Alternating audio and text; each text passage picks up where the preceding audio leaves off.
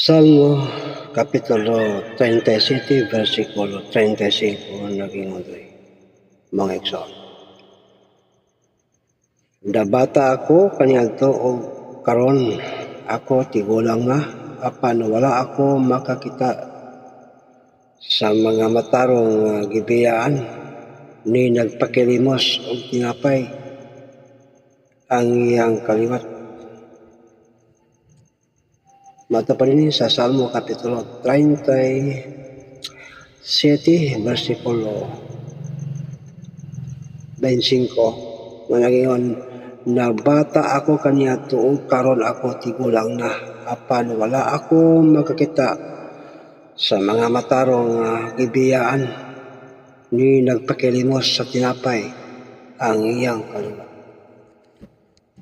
Gustoon, matod pa din sa balaan na kasulatan sa Salmo Kapitulo 37, versikulo 25. Nga, sa bata pa siya o hantod na tigulang siya, wala siya kakita o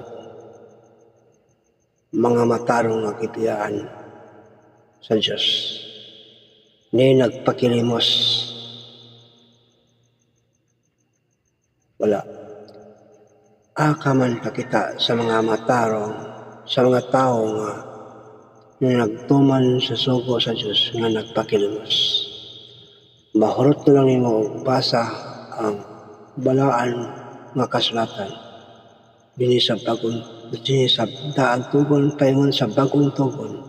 Wala kakakita og mga tao nga matinumanon sa sugo sa Diyos nga nagpakilimos. Wala kakakita og tao sa Diyos nga gibiyaan sa Diyos. Matod pa, inis itong gibasa nga nabata pa lang siya o hanto, sa bata pa siya o hanto na tigulang na siya, wa siya kakita sa mga matarong nga gibiyaan sa Diyos. No? Wala siya kakita.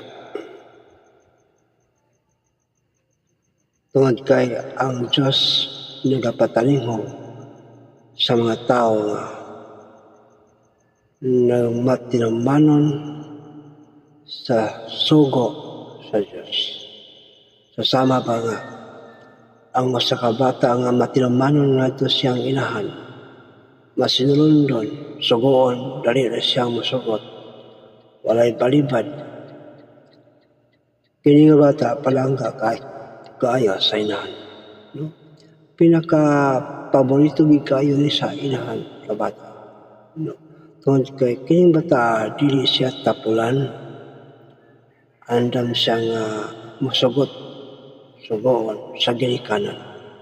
Sasama sa kita nga nangalagad ngadto sa Diyos, nakaila kita nga adunay Diyos, apan kung kita dili magtuman sa iyang mga sugo nga nagapalingog lang kita sa iyang mga sugo, ang Diyos di siya ganahan maminaw sa atong mga pag-apo.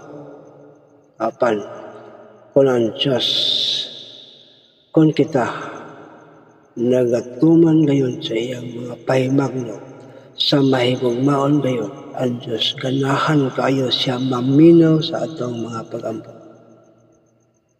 Ganahan kayo siya maminaw. Sayon kayo sabton. No?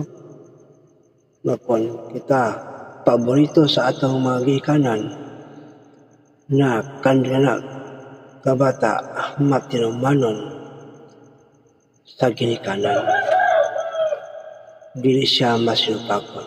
Sasama nga ang Diyos, paborito gigayon niya ang mga anak niya, mga tao nga iyang binuhat niya sa kalimutan, kadtong mga tao nga